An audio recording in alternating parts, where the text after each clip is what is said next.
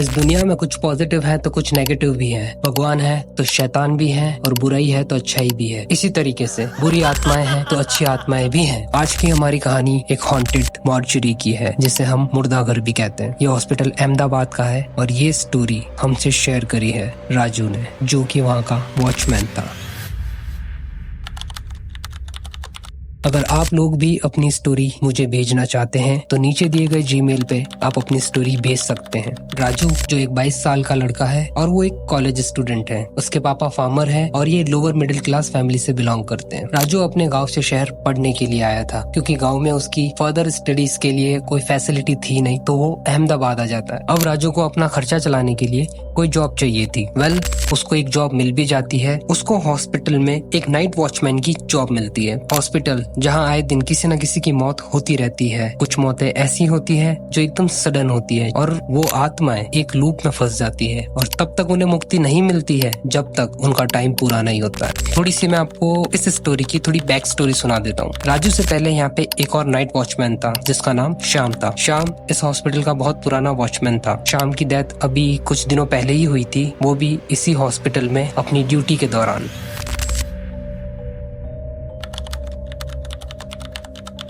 आज राजू का first day है जॉब का। राजू का काम ये होता था कि उसे मिडनाइट के बाद हॉस्पिटल के सभी रूम्स में जाके चक्कर लगाने होते थे, इंक्लूडिंग मॉर्चरी, मुर्दाघर। हॉल्स और रूम में कोई भी फैन या लाइट्स ऑन है तो उसे ऑफ करना, रूम खुला है तो उसे लॉक करना, एक्सेट्रा एक्सेट्रा।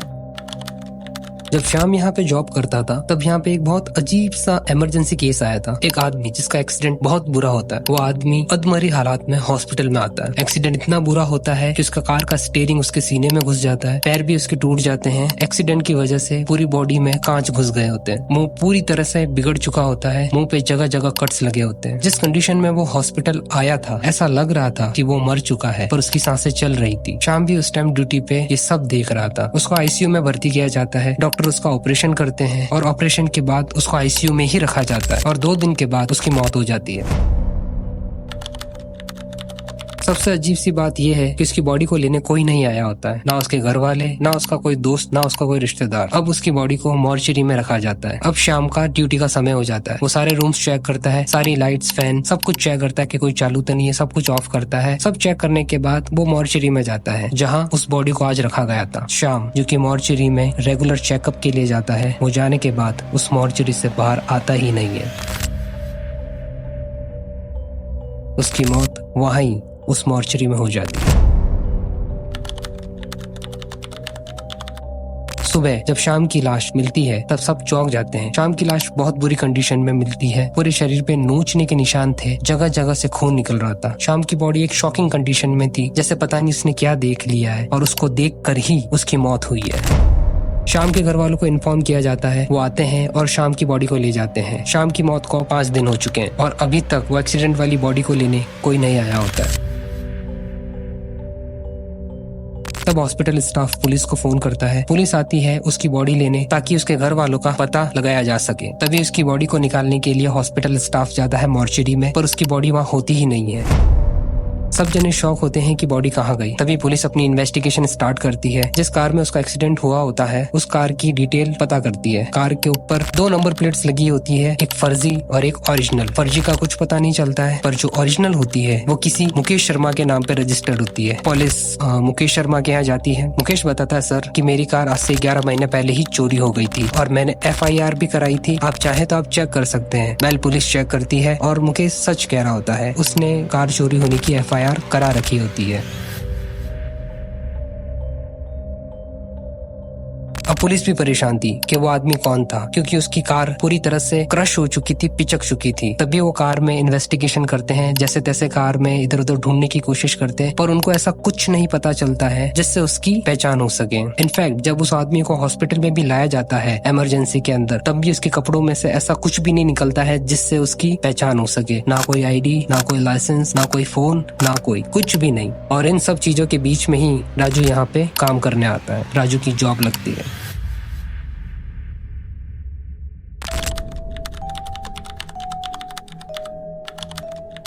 आज राजू का जॉब का फर्स्ट डे है और वो सारे रूम्स में चक्कर मारने लगता है, हॉल वगैरह भी देख लेता है एंड मॉर्चरी को भी अच्छे से चेक कर लेता है और उसका जो भी काम होता है वो प्रॉपर कर लेता है। अब वो अपनी चेयर पे जाके बैठ जाता है। करीब 1 महीने तक राजू रोज ऐसा ही करता है और अब उसकी हैबिट हो चुकी है रात में काम करने की। मतलब अब उसके लिए हैबिचुअल हो चुका है ये सब चेकअप वगैरह करना, मॉर्चरी में जाना और ये सब। तब एक रात राजू ऐसे ही राउंड पे निकलता है। उस टाइम बारिश हो रही होती है, ठंडी हवाएं चल रही होती है। हॉस्पिटल में एक अजीब सा ही सन्नाटा होता है। कुछ पेशेंट रूम में होते हैं और कुछ रूम्स खाली होते हैं। रात और बारिश ज्यादा होने की वजह से वहाँ पे एकदम पिन ड्रॉप साइलेंस होता है। सिर्फ हवाएं चल रही है और बारिश की आवाज आ रही है। एंड उस दिन अमावस की काली रात थी।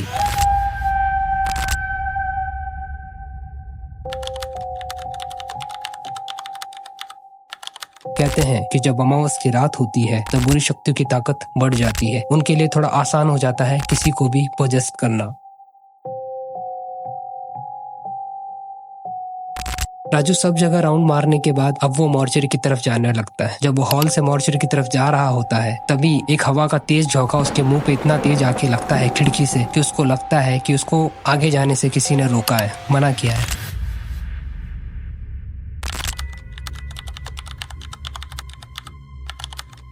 मतलब एकदम से वो हो जाता है ना कि आप कुछ काम करने जा रहे हो और सडनली आपका मन कह देता है कि नहीं मुझे ये नहीं करना है या फिर यहाँ नहीं जाना है। वो मन से जो एक आवाज आती है, सेम ये चीज राजू के साथ हुई। तब राजू इस चीज को इग्नोर करके आगे जाने लगता है। तभी for the first time Raju को ऐसा लगता है कि कोई तो उसके कान में फुसफुसा रहा है अजीब सी डेमोनिक आवाज में।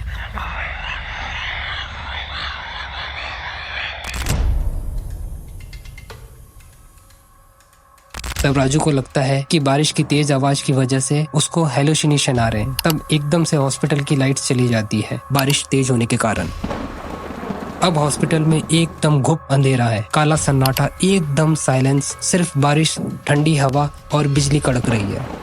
तब राजू अपनी टॉर्च निकालता है और ऑन करता है और अब राजू चलने लगता है। राजू हॉल की तरफ से मॉर्चरी की तरफ जा रहा होता है। तभी उसको लगता है कि उसके पीछे कोई तो उसके साथ चल रहा है। उसको अपने साथ साथ किसी और की भी पैरों की आवाज आती है। तब वो पीछे मुड़ के देखता है तो पूरे इतने लंबे हॉल में सिर्फ वो अकेला होता है इस काले अंधेरे में और कोई उसके साथ नहीं होता है। तभी उसके कान में एक आवाज आती है, मैं यही हूँ, मैं कहीं नहीं गया। राजू ये सुनकर सुन्न हो जाता है। उसके हाथ से टॉर्च गिर जाती है। राजू उस हॉस्पिटल में अकेला इतने बड़े लंबे हॉल में बिना किसी लाइट के अकेला खड़ा था। अब राजू को डर लगने लगा था। वो फटाफट अपनी टॉर्च उठाता है और वो सोचता है कि मॉर्चरी ही बची है, मैं फटाफट जाके चेक करके आ जाता हूँ। राजू इन सब इंसिडेंट्स की वजह से अब तेज चलने लगता है और एकदम से उसकी टॉर्च भी बंद चालू होके बंद हो जाती है। राजू अभी भी पॉजिटिव सोच रहा है। वो अपने दिल को शांत करने की कोशिश कर रहा है और ये सोच रहा है कि टॉर्च गिर गई थी ना, शायद इस वजह से ही टॉर्च बंद हो गई है। तब राजू अपनी मोबाइल की टॉर्च ऑन करके जाने लगता है। अब राजू मॉर्चरी के थोड़ा करीब आ गया है। उसको दिख रहा है कि सामने मॉर्चरी है। तभी उसको मॉर्चरी के गेट पे एक शैडो फिगर दिखती है। ऐसा लग रहा होता है कि वो फिगर राजू का ही इंतजार कर रही है। एकदम से राजू वापस उस गेट की तरफ टॉर्च करता है तो देखता है कि वहाँ पे कोई नहीं होता है। अब राजू मॉर्चरी के गेट पे आ गया है। वो गेट खोलने की कोशिश कर रहा है पर गेट बहुत टाइट से बंद है और वो खुल नहीं रहा है। राजू अपना शरीर का पूरा जोर लगा के हैंडल को खोलने की कोशिश कर रहा है। ऊपर नीचे जोर जोर से हैंडल को खोलने की कोशिश कर रहा है पर वो खोल नहीं रहा है। जितने में एकदम से गेट खुलता है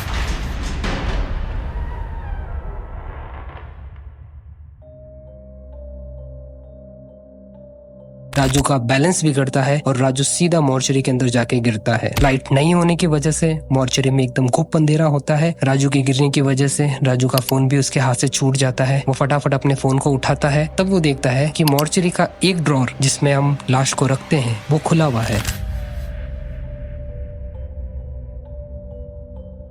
अब राजू उस ड्रॉर को बंद करने के लिए जाता है। तभी एकदम से जो गेट मॉर्चरी का मेन गेट होता है जहाँ से राजू गिरा है अंदर, वो एकदम से जोर से बंद होता है। ऐसा लगता है कि किसी ने बहुत जोर से उसको बंद किया है। अब राजू बहुत डर गया है। वो भगवान का नाम ले रहा है कि तभी वो देखता है कि मॉर्चरी के एक कोने में कोई तो खड़ा है जो उसको देख रहा है, उसकी तरफ घूर रहा है। उसकी आंखें लाल है और वो अपने नाखूनों को दीवार पे कुरेद रहा है।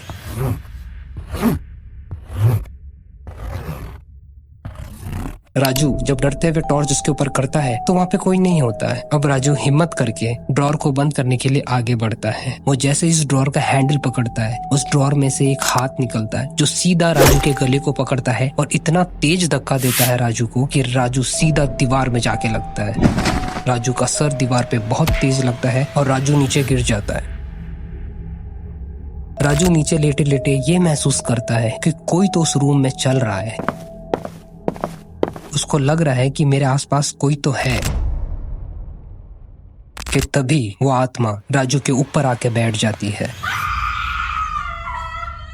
और राजू को अपने तीखे नाखूनों से कुरेदने लगती है, नोचने लगती है। राजू चिल्ला रहा होता है हेल्प के लिए, बचाओ मुझे, मुझे बचाओ, पर उसकी आवाज उस मॉर्चरी से बाहर जा ही नहीं रही होती। वो आत्मा राजू का मांस नोच नोच के निकाल रही थी। लिटरली उस आत्मा ने अपने इतने बड़े नाखून राजू के शरीर के अंदर, मांस के अंदर गड़ा गड़ा के उसको जोर जोर से कुरेद रही थी। इतना तेज कुरेद रही थी कि राजू वो दर्द बर्दाश्त ही नहीं कर पा रहा था। वो बहुत जोर से चिल्ला रहा था, पर मॉर्चरी से बाहर तो उसकी आवाज जा ही नहीं रही थी। तो उसकी मदद करने के लिए भी कौन आता?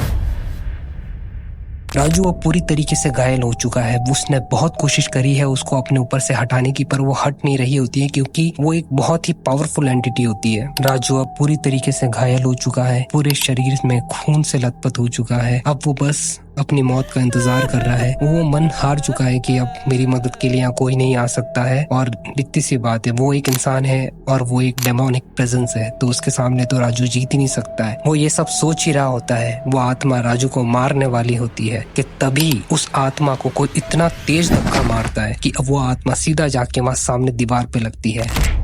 राजू एकदम से शॉक होता है। राजू को लगता है कि ये क्या हुआ, जो ये आत्मा मुझे मारने वाली थी इसको किसने धक्का दिया। राजू, जिसको अब ब्लर ब्लर दिख रहा है, वो ये देखता है कि वहाँ पे एक आदमी वॉचमैन की ड्रेस में खड़ा है। उसका शरीर पूरा खून से लथपथ है। सेम उसकी वही कंडीशन है जो राजू की है। पूरी तरीके से उसके शरीर पे नोचने के निशान है और वो इंसान कोई और नहीं, श्याम होता है।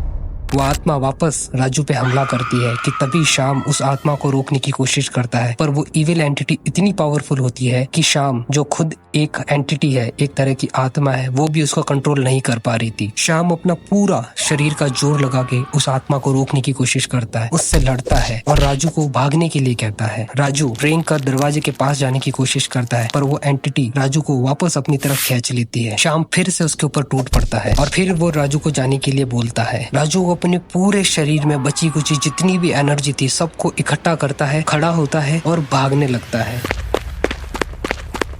कि तभी जो गेट एकदम से बंद हो गया था वो खुलता है और बस अब राजू उस गेट से निकलने वाला ही होता है कि तभी वो आत्मा राजू का पीछा करती है। तो वापस शाम आकर उस आत्मा को पकड़ लेता है और जितने में राजू उस मॉर्चरी से निकल चुका होता है।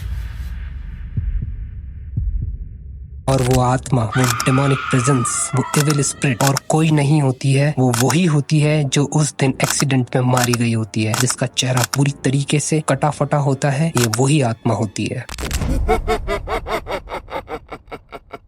राजू, जिसकी पूरी बॉडी एकदम खराब हो चुकी है, वो अपने शरीर में बची कुची एनर्जी से भागते भागते हॉल की तरफ जाता है और भागते भागते ही वो हॉल में गिर जाता है और वो वहीं बेहोश हो जाता है। सुबह जब सफाई करने वाला राजू को इस हालत में देखता है तो वो भागकर डॉक्टर्स को बुलाता है। 8 घंटे के बाद राजू को होश आता है और राजू ये सब जो उसके साथ हुआ वो सबको बताता है। तब ये सब सुन के शॉक्ड हो जाते हैं क्योंकि राजू की सेम कंडीशन होती है जिस कंडीशन में शाम की मौत होती है। सबको अब राजू की बात पे विश्वास करना पड़ा। अब वहाँ पे एक पंडित जी को बुलाया जाता है। पंडित जी जैसे ही हॉस्पिटल में आते हैं वो मॉर्चरी को देखते ही बता देते हैं कि यहाँ पे एक बहुत ही बुरी डेमोनिक एंटिटी है, बहुत ही बुरी आत्मा है और साथ में ही यहाँ पे एक ऐसी भी आत्मा है जिसने इस बच्चे की रक्षा करी थी। अगर ये आत्मा आज नहीं होती तो राजू की मौत पक्का थी। फिर पंडित जी वहाँ पे एक हवन करते हैं शाम के लिए। शाम के घर वालों को बुलाया जाता है और हवन करते हैं ताकि शाम की आत्मा को मुक्ति मिले। एंड फिर वो एक अलग सेपरेट हवन करते हैं उस एंटिटी के लिए। पंडित जी उस मॉर्चरी को हमेशा के लिए बंद करने के लिए कहते हैं। हवन के बाद पंडित जी मॉर्चरी के गेट के हैंडल पे एक अभिमंत्रित धागा बांधते हैं और एक अभिमंत्रित ताला भी लगा देते हैं और किसी को भी उस ताले को या फिर उस गेट को खोलने के लिए मना करते हैं। और आज तक वहाँ वो ताला लगा हुआ है। आज शाम की वजह से राजू की जान बची थी। राजू मन ही मन दिन शाम को बहुत थैंक यू बोल रहा था और जो कुछ भी ये राजू के साथ हुआ वो ये चीज जिंदगी में कभी नहीं भूलेगा। राजू अब ये नौकरी छोड़ के वापस अपने गाँव चला गया है और वो वापस अब अपने पापा के साथ में खेती करता है।